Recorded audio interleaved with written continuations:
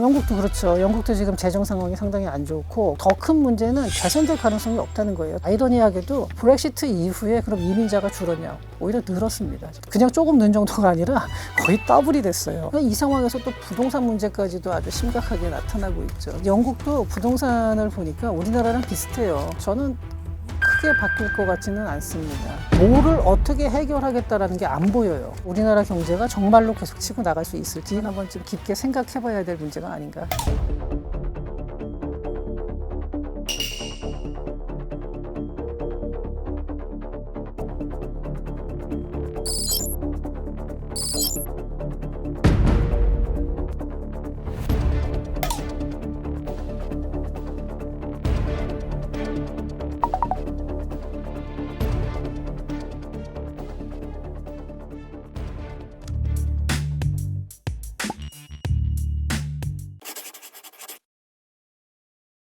증세를 엄청 하지 않는다 하더라도 예. 사실 산업이 좀 활발하고 예. 돈을 잘 벌면 여기서 좀 해결이 그쵸. 될 수 있는 부분이 예, 있는데 예. 영국은 그런 영국은- 측면에서 좀 먹거리가 될 만한 산업이 지금 어떤 상태일까요? 그러니까 이게 더 답답한 거예요. 그래서 더 답답한 게 영국 경제가 과거에 비해서 서서히 안 좋아지면 안 좋아졌지 뭔가 좋아지는 게 잘 안 보여요. 아마 거의 대부분의 분들이 영국 그럼 뭐가 떠오르냐 아무래도 금융이겠죠. 네. 실제로 금융이 아직도 강합니다. 근데 HSBC라든지 뭐 바클레이즈, 뭐 로이드 이런 금융회사들이 지금도 상당히 크죠. 국제적으로 영향력이 있고요. 그 다음에 또 하나는 통신사, 그러니까 뭐 언론이죠. 뭐 BBC나 로이터, 뭐 이런 가디언 이런 데 보면요, 그게 영국 내에서만이 아니라 세계적으로도 상당히 영향력이 있는 언론 매체들인데 그렇다고 해서 그게 뭐 국가 경제를 끌고 갈 만한 그런 단계는 아니고, 그 다음에 여기에다가 영국이 그나마 지금 현재 그래도 강한 게 지식 기반 서비스예요. 그러니까 주로 뭐 반도체 설계, ARM 같은 회사는 굉장히 네. 유명하죠. 그리고 그다음 뭐 건설 같은 경우도 설계. 그러니까 근데 이게 시공이나 이런 건 아니고 다 설계예요. 그다음에 국방에서도 여전히 영국이 국방이 강합니다. 네. 굉장히 세요. 그러니까 BAE 시스템 같은 경우도 이 국방 전산 장비라든지 뭐 레이더라든지, 그러니까 롤스로이스 같은 회사도 이제 항공기 엔진을 만들고 이러니까요. 네. 이게 영국에 남아 있는 기업들이 있기는 있습니다만 문제는 이게 절대적으로 서비스 쪽으로 너무 치우쳐 있다는 거예요. 그러니까 고용의 파급 효과가 큰 제조업들이 몇 개 안 남아 있어요. 근데 그쪽은 또 고용 효과가 작고. 근데 이런 흐름을 되돌릴 수 있는 뭔가 터닝 포인트가 보이냐, 안 보인다는 거죠. 그러니까 영국인들도 그걸 알고 있거든요. 그러니까 현재 굉장히 디프레스 될 수밖에 없는 거예요, 영국 상황이. 근데 제가 영국에 대해서 또 들은 건데 이게 최근에는 옥스퍼드나 뭐 케임브리지 같은 이런 좋은 학교에서도 이공계 교육이 상당히 강화가 됐다고는 하는데 영국은 상당히 보수적이어가지고요. 지금도 최고의 인재들이 뭐 고등학교나 옥스퍼드, 뭐 케임브리지 같은 데 가면요, 인문계로 가면은 아직도 과거에 제국을 경영하던 시절의 시스템을 그대로 유지하고 있어요. 근데 그 최고의 학교에서 가장 인기 있는 대학교 동아리가 이 스피치 하는 데거든요. 모여서 거기서 스피치하고 막 연설하고 이래가지고 거기서 뛰어난 성적을 거기 눈에 돋보이는 사람들이 나중에 다 정치인이 돼요. 흔히들 그런 얘기를 해요. 한 나라가 아주 그 세계적으로 가장 잘 살다가 무너지는 과정을 보면 골든 에이지의 유산이란 표현을 쓰거든요. 그러니까 자기네가 최고로 갔을 때 이 골든 에이지가 됐을 때 그때 시스템대로 이렇게 하니까 우리 잘 사는, 이거를 계속 강화하면서 다른 데가 못 쫓아오게 하면 돼. 이 생각에 머물러져 있고 새로운 것으로 변화가 되지 않는 순간에 그 사회는 결국은 쇠락할 수밖에 없습니다. 근데 이 골든 에이지의 유산이라는 말을 어디서 쓰냐면은 그 당시 네덜란드가 영국한테 산업혁명에서 영국한테 밀렸던 것 있죠. 바로 그때 이제 그 모키르라고 노벨 경제학상을 받은 그 경제사학자가 있는데 그분이 네덜란드계 미국인이에요. 그리고 금융을 통해서 엄청나게 돈을 벌었는데 산업혁명은 영국에서 일어났거든요. 그때 그 모키르 교수는 바로 골든 에이지의 유산에 빠져 있었다. 새로운 산업 자본이 영국에서 올라오는 걸 뻔히 보면서도 네덜란드의 그 금융 자본이 산업화에 투자를 안 한 거예요. 2차 산업혁명이 미국에서 벌어질 때 영국은 거꾸로 자기네 산업 보호한다고 뭐 자동차 같은 경우도 영국에도 그때 있었거든요. 네. 미국에서 이제 포드가 만들었을 때, 독일은 벤츠가 만들었고요. 근데 영국도 자동차가 있는데 그 뭐 마부들 보호한다 그러면서 적기조례 만들어서 도심에서는 2마일 시속 2마일 이내로, 그러니까 앞에서 사람이 빨간 깃발 들고 가면 그걸 차가 쫓아와야 돼요, 규제를. 이런 식으로 하고 새로운 산업이 뭘 등장하는 거를 갖다가 여러 가지 제도를 통해서 막아요. 과거에 잘했던 거에다가 계속 그 유지를 하려고 그랬던 거예요. 네. 지금 현재 유럽은 90년대에서 2000년에 넘어오는 그 디지털 전환 과정에서 상당 부분을 실패를 했고, 이제 뭐 조금씩 바뀌고는 있는데 제조 기반이 사라지는 거를 그냥 눈 뜨고 보고만 있었던 거고, 다시 살리려는 노력조차도 안 했던 거죠. 이러한 것들이 이제 누적이 됐다라고 볼 수 있습니다. 사실 그 영국 브렉시트가 실질적으로 시행된 시기랑 예. 그 코로나가 겹친 것도 되게 컸던 것 같아요. 특히 영국이 물가 상승률이 정말 어마어마하게 높았었거든요. 그래서- 유럽 다른 나라들보다 훨씬 더. 저거에다 전쟁이 터졌어요. 러우 러시아 전쟁. 우크라이나. 예. 이것도 굉장히 큽니다. 이 브렉시트 자체로도, 그러니까 코로나가 아니더라도요. 제가 요걸 자료를 몇 개 가져왔습니다. 네. National Institute of Economic and Social Research라는 데인데, 이게 가장 오래된 영국의 그 경제 연구기관입니다. 네. 굉장히 권위 있는 데인데, 여기서는 브렉시트로 인해서 영국 GDP가 여러 가지 시나리오를 했을 때 4에서 10% 감소했다, 이렇게 얘기를 하고요. 영국 예산 책임청에서는 브렉시트로 인해서, 그러니까 영국 그때 유럽연합에 잔류했을 때에 비해서 약 4% 낮아진 걸로 추정을 했고, 미국의 NBER에서는 6에서 8% 감소한 걸로 추정을 해요. 그러면은 이 정도 격차면은 여러 가지가 겹치면서 굉장히 어려웠고, 그 다음에 다른 나라는 조금씩 회복을 해나갈 때 영국은 그 회복을 못하고 자꾸 그 침체의 늪에 빠져 있는 상태입니다. EU를 사실 벗어나고자 할 때는 네. 우리가 네. 드리는 비용이 많을 것이다고 해서 브렉시트를 한 거잖아요. 네. 근데 정작 나와놓고 보니 그 안에서 이 광역 경제권에서 누릴 수 있는 이점을 못 누리는 것이 결국은 그렇죠. 더 컸다. 네. 이런 상태인 거죠. 브렉시트를 할 당시에, 그러니까 두 가지예요. 하나는 그런 경제적인 이유, 근데 그 경제적인 이유 안에 이민자 문제가 있어요. 이민자 받아주는 거. 그러니까 이제 자꾸 이렇게 이민자가 들어오니까 그 저소득층의 일자리가 그들에게 잠식이 된다. 이런 것 때문에 실제로 브렉시트에 찬성을 했던 사람 보면은 도심이나 이런 고소득층보다 지방하고 그다음에 지금 저소득층이 많았거든요. 네. 내 일자리를 가져갈 수 있다. 예, 예. 그 다음에 또 하나는 정치적 주도권을 독일과 프랑스에게 뺏긴다. 특히 독일에게 뺏긴다라는 어떤 자존심도 있었어요. 그래서 브렉시트를 이제 결정을 했는데, 그게 참 아이러니하게도 브렉시트 이후에 그럼 이민자가 줄었냐? 오히려 늘었습니다, 지금. 네. 그냥 조금 는 정도가 아니라 거의 더블이 됐어요. 브렉시트 투표가 있었던 2016년에 이때 한 35만에서 37만 명 정도가 매해마다 순유입이 있었거든요. 네. 이민자들이.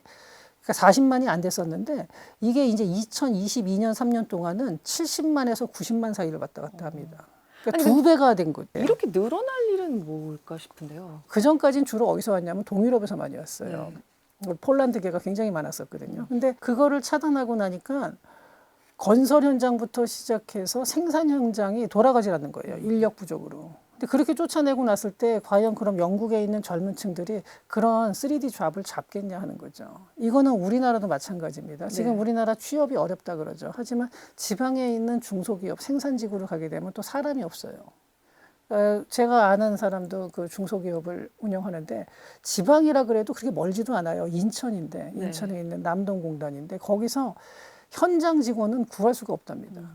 그렇다고 월급이 그렇게 못 살 정도로 적냐면 그렇지는 않거든요. 이것처럼 저 사람들 쫓아내면 우리 일자리가 생길 거다라고 얘기를 했지만, 실제로는 그 일자리를 다른 나라에서, 이제는 비EU권에서 오는데 약 85% 이상이 비EU권으로 대체가 됐습니다. 이민자가. 더 싼 가격으로 대기하는 사람들이 그만큼 많았다는 거예요. 근데 동유럽 사람들이 빠지면서 와르르 들어오면서 더 낮은 임금으로 이제 사람들이 채워지게 된 거죠. 사실 고용자들의 입장에서는 영국이 네. 굉장히 물가가 높았잖아요. 네. 그걸 이제 인건비를 낮추겠다고 하면서 웬만하면 이렇게 네. 받아들이고 이런 모습이 좀 크게 나타난 그렇죠. 거네요. 그러니까 그 전에는 이제 EU에 있는 노동자들을 데리고 왔을 때보다 오히려 더 싼 가격이고, 그 다음에 그러니까 이게 더 구석구석까지 들어가게 된 거예요. 오히려. 예. 그러니까 이게 더 갈등이 더 악화가 된 거죠. 인도, 나이지리아, 중국, 파키스탄, 짐바브웨, 여기서 이제 이게 순위가 이렇게 되거든요. 과거에는 그래도 동유럽에서 오니까 차라리 나아요. 이게 문화적으로도 비슷하고 언어 소통도 훨씬 쉬워요. 근데 이제는 이게 정말로 이제 아시아, 아프리카에서 오니까 문화 차이도 굉장히 큰 데다가 언어적인 그 차이도, 그러니까 말을 해도 잘 못 알아듣는다 이런 불만도 많이 나오고요. 이 상황에서 또 부동산 문제까지도 아주 심각하게 나타나고 있죠, 지금. 이게 영국도 부동산을 보니까 우리나라랑 비슷해요. 결국은 런던 중심으로 그러니까 몇몇 지역, 아주 부촌은 여전히 좋아요. 잘 살고 거기는 환경도 좋아요. 그러니까 그리고 학군 좋은 데가 비싸요, 역시. 도시도 옥스퍼드하고 케임브리지 같은 데는 주변 환경도 좋고 집값도 굉장히 비쌉니다. 네. 근데 그 런던도 그렇고요. 근데 그 외에 레드월이라 그러죠. 미국의 러스트벨트하고 비견되는 네네. 네, 그런 데 같은 경우는 지금 가보면은 정말 음산하고 무섭죠. 그리고 땅 그 집값의 격차도 굉장히 큽니다. 부동산 문제는 좀 닭이 먼저냐 달걀이 먼저냐 같은 느낌이 있는 게 양극화가 진행된 사회는 결국 부동산이 그렇게 양극화되고 또 부동산이 그렇게 양극화되다 보니 빈부격차가 더 나고 네. 약간 그런 측면이 좀 있는 것 같아요. 그런데 그 부동산 문제를 그나마 좀 완화하는 방법은 그러면은 그렇게 천정부지처럼 그 가격이 올라가는 지역들 있죠. 네. 그 지역에 부동산 공급이 늘어나면 그게 조금은 완화할 될 수가 있어요. 가지고 부동산 공급이 늘어나면은 아무래도 부동산 가격이 떨어지거든요. 네. 수요를 막는 걸로는 한계가 있습니다. 네, 그렇죠. 예, 공급이 늘어나야 되는데 제가 영국에서 살다 온 사람한테 물어봤어요. 그분이 케임브리지에서 살다가 왔는데, 아니, 거기는 그럼 보니까 녹지도 많고 그 주변에 빈 땅도 많다. 근데 왜 거기에 리모델링 같은 거 안 하냐. 빈 땅도 있고 옛날 집들이 많거든요. 그럼 리모델링을 하면은 그래도 용적률을 좀 높일 수 있지 않냐. 그랬더니 그 리모델링을 또 주민들이 그렇게 반대를 한대요. 나는 그냥 계속 쾌적하게 예, 살겠다. 여기 내 살겠다. 집이니까. 예, 그리고 절대 개발 못하게 하고 이게 그러면서 거기가 우리나라보다도 이런 행정 처리 속도가 훨씬 느리거든요. 네. 그래서 한 번 누가 반대 들어오면은 이거는 뭐 10년, 20년은 그냥 쑥 지나가요. 요새는 우리나라도 그게 많이 이제 예전보다는 속도가 늦어졌죠. 근데 영국은 그게 너무 심한 거예요. 그리고 거기서도 그러다 보니까 근데 이제 돈이 좀 많은 사람들, 그리고 애들 교육에 신경을 많이 쓰는 사람들은 다 그 지역으로 몰려서 가격이 더 올라가게 되고 이 격차가 아주 뚜렷해지. 우리나라랑 비슷해요. 영국인들이 사실 브렉시트 국민투표 때도 좀 반반이었잖아요. 막 네. 엄청 그렇죠. 압도적인 네. 표차로 이게 국민투표가 네. 통과됐던 건 아니잖아요. 네. 지금의 대체적인 여론은 역시 돌아갔어야 한다는 게 훨씬 압도적. 훨씬 압도적인데 문제는 그렇다고 돌아갈 수 있는 게 아니라는 거죠. 그 EU 쪽에서는 그러려면 추가 분담금을 뭐 어마어마한 액수를 제시를 하고 이게 무슨 동네 저기 뭐야 동호회도 아니고 그렇죠. 왔다 갔다 하기 쉬운 건 아니거든요. 근데 제 생각에는 유럽 쪽에서도 영국이 있는 게 좋아요. 당연히 자기 덩치가 커지는 건데 네. 네, 같이 있는 게 좋으니까 당장 EU 재가입은 어려워도 아마 무역 협정을 갖다가 조금 더 그 개선을 해서 지금보다는 조금 더 자유롭게 서로 간의 규제도 조금 더 맞추고 네. 이런 식으로 하면서 장기적으로는 다시 재가입 쪽으로 큰 방향은 갈 거로 생각이 됩니다. 그 표면적인 사건이었고요. 그보다 더 근본적인 건 역시 브렉시트 이후에 이제 누적된 정치적, 경제적 불만인데 이거를 해결할 방법이 없는 거예요. 그러니까 이거를 갖다가 자기가 뭐 해결을 하겠다. 사람들한테 뭔가 희망을 주면서 총리가 됐지만 노동당이 집권을 했지만 그 이후에 성과라는 게 영국 경제의 성과라는 게 과연 그러면은 사람들을 만족시킬 수 있었냐? 전혀 그렇지 못했다는 거죠. 이 근본적인 이유는 역시 영국 경제 침체가 가장 큽니다. 저는 크게 바뀔 것 같지는 않습니다. 근데 크게 바뀔 것 같지는 않은데 지금 그러니까 뭐를 어떻게 해결하겠다라는 게 안 보여요. 대안을 가지고 있느냐? 근데 그거는 잘 안 보입니다. 저 스타머 총리도 처음에 나올 때는 상당히 인기가 있었죠. 네. 그 되게 압도적인 승리로 들어오지 않았습니까? 예, 그랬죠. 그랬는데 그 허니문 기간이 너무 빨리 끝났죠. 들으면서 자꾸 이제 우리나라 생각을 하게 되는데 또 우리나라는 이런 나라들보다는 굉장히 희망적인 것 같지만 아직까지는 그렇죠. 우리나라는 네. 적어도 디지털 전환에 실패했다는 말은 안 듣죠. 우리나라는 그래도 상당히 새로운 산업들이 나오고 있고 그 다음에 오래된 기업, 삼성이라든지 뭐 SK는 사실 선경이잖아요. 예전에 옷 그렇죠. 만들고 이러던. 네. 그런데 지금은 완전히 다른 업종으로 전환이 돼 있고, 그러니까 아직까지는 기업들이 그러한 그 도전 정신이나 이런 건 살아 쇄신을, 있는데 네. 전반적인 그런 경제 활력이 과거처럼 유지가 될 수 있느냐? 이거는 한번 좀 깊게 생각을 해봐야죠. 우리가 그래 유럽처럼 거기 과거의 틀에는 아직까지는 안 갇히고 새로운 걸 자꾸 만들어내고 심지어는 뭐 문화 국가 경제에서 차지하는 비중은 작지만 K 컨텐츠 이런 것도 새로운 거잖아요. 그렇죠. 사실 과거에 생각도 못했던 거. 그리고 푸드도 음식도 그렇고요. 근데 저는 그럼에도 불구하고 우리나라 경제가 정말로 과거의 활력을 유지하고 앞으로도 계속 치고 나갈 수 있을지 이거는 한번 글쎄요. 한번 이건 뭐 보는 입장에 따라서 달리 보이겠지만 한번 좀 깊게 생각해봐야 될 문제가 아닌가 싶습니다.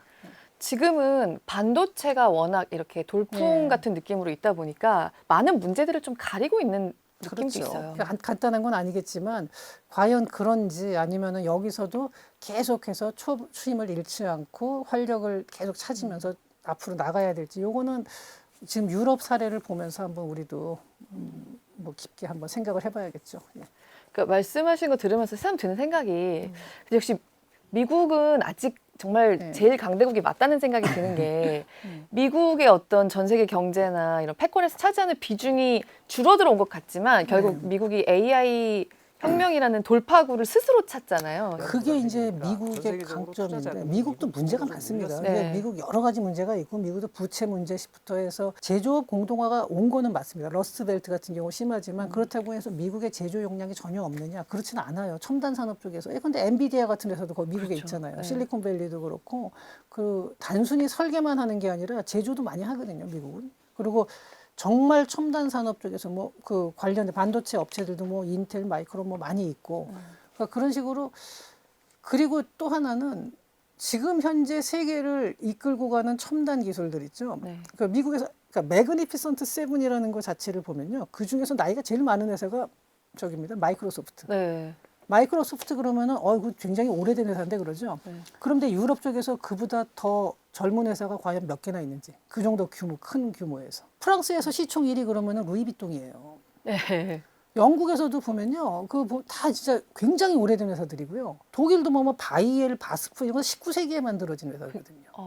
그러네요. 네, 근데 마이크로소프트가 굉장히 늙어 보이는데 그거보다 그럼 젊은 회사가 유럽에 몇 개나 되느냐? 물론 있죠, 당연히 네덜란드에 ASML도 있고 네. 영국의 아스트라제네카도 있고 하지만 그런 회사들이 정말로 그렇게 유럽을 이끌고 나갈 정도의 그런 중요한 위치에 가 있느냐? 미국의 매그니피센트 세븐은 미국을 이끌고 나가는 회사들이잖아요. 그렇죠. 유럽은 그렇지가 않다는 거예요, 지금. 그러니까 그런 면에서 그런 근본적인 문제가 있는데 거기서 영국은 그 브렉시트라는 잘못된 결정이 한 번 있어가지고 거기다 한 번 더, 그러니까 사실 구조적으로 큰 문제가 있고요. 브렉시트 때문에 영국이 이렇게 됐다 말하는 거는 조금 과하고 안 그래도 안 좋은데 브렉시트가 거기다 조금 더 가중을 시켰다라고 보는 게 맞겠죠. 결국은 미국도 제조업 다 남한테 줬던 것을 네. 다시 들여오고 있잖아요. 네. 제조업의 기반이라는 것을 정말 무시하고 그렇게 오래 못 네. 가는구나라는 걸 새삼 느끼게 하고 그렇죠. 같아요. 이제 미국이 지금 저렇게 하는 행동이 그러니까 결과적으로 성공을 할 거다 안 할 거다라는 거는 사실은 그거는 지나봐야 합니다. 그러니까 성공할 수도 있고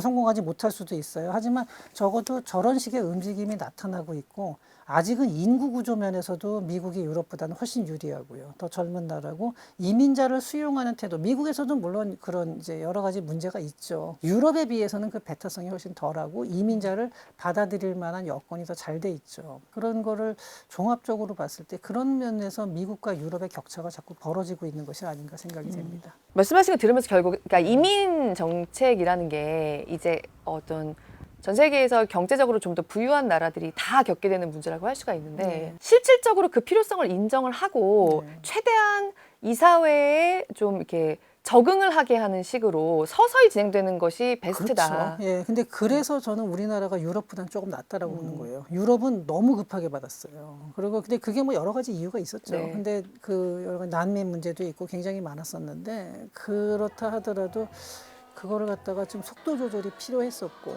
근데 우리나라는 지금 유럽만큼 급한 속도는 아닙니다만 우리나라도 앞으로 한 10년, 20년 지난 다음에 그 이민자들이 사회에서 건전한 시민으로서 같이 융화될 수 있는 이런 거를 조성하려고 아마 뭐 노력 지금 하고 있고 이거 지금 제 생각에는 좀 굉장히 그거를 우리가 그 심각하게 받아들여야 되는 것만큼은 분명합니다. 지금의 유럽이 나가고 있는 그런 방향이라든가 실수들을 보면서 한국이 진짜 가장 좀 반면교사로 이건 정말 시급하게 삼아야 된다. 그런 게 어떤 게 있을까요? 우리가 지금 현재 잘 산다고 해도 지금 현재하고 그럼 똑같이 하면서 지금 있는 걸 나눠 먹어도 계속해서 이 상태가 유지될 수 있느냐? 절대 그렇지 않습니다. 네. 뒤에 추격자가 반드시 있는 거고, 그 다음에 우리가 시간이 지나면은 당연히 산업 구조가 조금씩은 바뀌죠. 워라밸 같은 것도 당연히 중요한 거는 맞습니다만 그 모든 게 항상 균형이에요. 근데 어느 순간에 그 균형을 놓치는 순간에 사회는